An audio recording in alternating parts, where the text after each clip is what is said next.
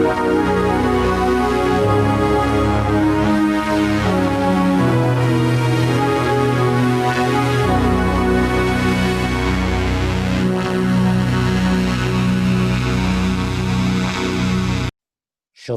and welcome to Secrets Revealed, the Holy Bible. Today we're going to look at Genesis chapter 46. There are 28 verses, I'm in the wrong chapter. 34 verses. Beginning in verse 2, we see Jacob responding to Elohim in the night vision. He says, "What is it?" Verses, "Here am I," or "Here I," in the Masoretic. Verse 3 says, "Fathers, I am the Elohim of your fathers," plural, versus "I am the Elohim," or "I am El, the Elohim of your father."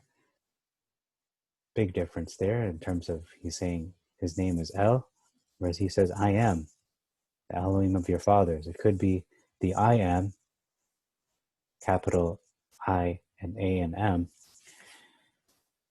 Verse 4 says, "At the end, I will bring you up at the end," Elohim speaking to Jacob, versus "I'll surely bring you up."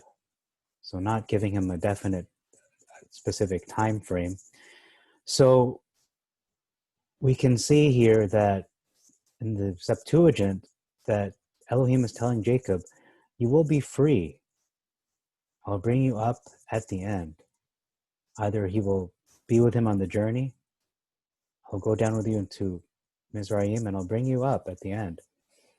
Or perhaps speaking prophetically that he will release his progeny, his children, the children of Israel, out of Egypt via the Exodus, which was also prophesied to Abraham, I have to remind you. Versus the Masoretic text, which just says, "I'll bring you up," doesn't tell him at all when. There's no time frame. "I'll bring you up." It's so vague and open to interpretation.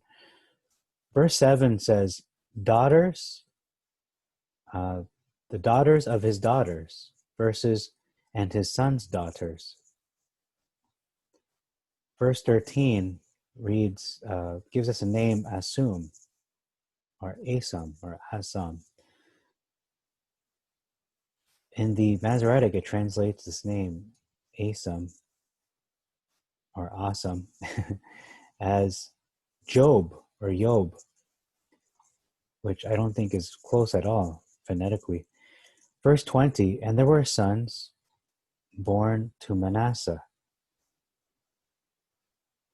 which the Syrian concubine bore to him, Machir, and Machir, or Machir, begot Gilead, the sons of Ephraim, the brother of Manasseh, Sutalaam and Ta'am, and the sons of Sutalaam, Edom." Notice this is just the same name as the brother of Jacob, Esau, Edom. It's not the same person. And if you notice from the left and the right, how much larger this verse is in the Septuagint. So we see here that also, I need to mention that there are people who believe that the descendants of Israel, meaning the lost 10 tribes, are now the modern day descendants of those people who are now from Great Britain and United States of America. Now, if you were to consider that and take that as true, you can look at this name Machir and phonetically how similar it is to the name America, Machir, America. So that's verse 20. Verse 21, Gerah. Gerah begot Arad. It doesn't say that here, it just says Ard. And Arad is a name that is associated with those of Jewish heritage.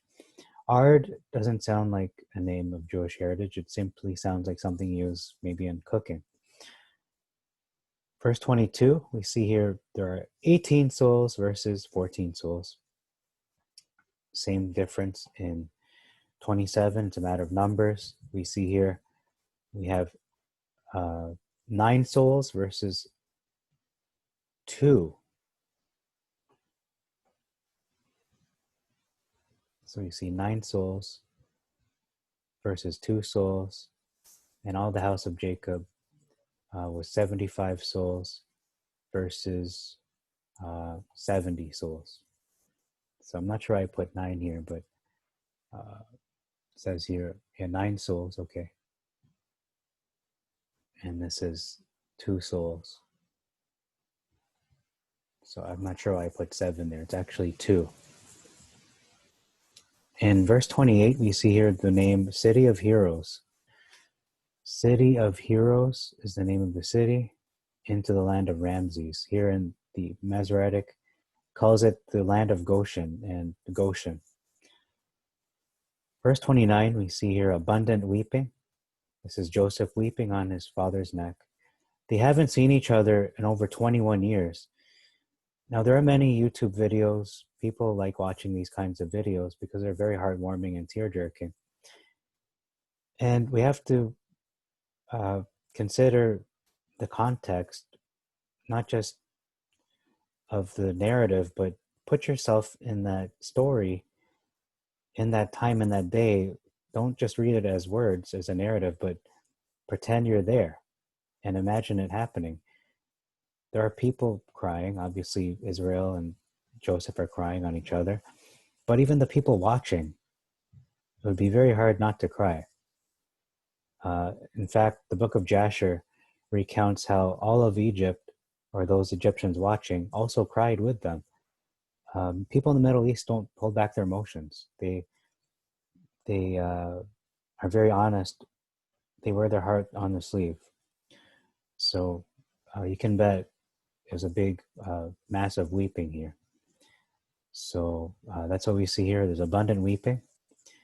In the Septuagint, was in the Masoretic, it just says he wept on his neck a good while. It doesn't say he cried a lot, it just says he cried, but it was the length of time that it focuses on, not the amount of weeping, not the amount of tears, and the emotional quality of it, or quantity maybe. In verse 30, which is the last verse we're going to look at, says, after this I will die. So Israel's telling Joseph, now I can die. After this, I will die. Well, I put in now because it actually says that in the Masoretic, but think of it in the chronological context. After this, I will gladly die, or I will die, saying, this was on my bucket list. This was unfinished business for me. It was on his heart, and it troubled him all these years. He never really got over this suspected death. At least his sons reported to him that Joseph was eaten by wild animals, and he believed them because, well, he didn't know what else happened to them, to Joseph. So now, he's saying to him, after this, I'll gladly die. So anytime from this point forward, I'm ready to die. I'll accept it. Whereas in the Masoretic, it's more like, now let me die immediately. Let me just, fatalistically, I'll just die now. Because now specifies immediacy, the present, not sometime in the future. It sounds very fatalistic anyway. That's all I have to say about this chapter. Again, I'm using some thumbnails from videos of fathers reuniting with their sons because, you really have to feel the emotional impact of the story. It's not simply, a simple hug and a kiss. There's a father who loves, this is his favorite son. And for him to pretty much give him up for dead because he thought he was dead. And then they finally meet after 21 years. Because in the book of Jasher, it says that Joseph was 17, 18 when he was taken into slavery, or was sold into slavery by his brothers. Finally met his father again at the age of around 39, according to the book of Jasher. So that's 21 years. 21 to 22 years he possibly was, if you're counting 39, 40, based, depending on how you count. If you're saying 17 or 18, or you're counting 18 as 1 year. So you're going to get between 21 to 22 years. This is a very emotionally heavy story, and it may not come across that way if you just read it as literature, but if you read it to feel the text, to feel the narrative, to really use your imagination and to put yourself in that situation in that time and just picture it all like you're living it as if you're in the present, it's so much more impactful. And I think that's a good approach to Bible study. So that's all I have to say about this chapter. Again, thank you very much for your time. Jehovah bless you and make your way prosperous. Till next time, this is Jack Knight signing off for Secrets Revealed, the Holy Bible.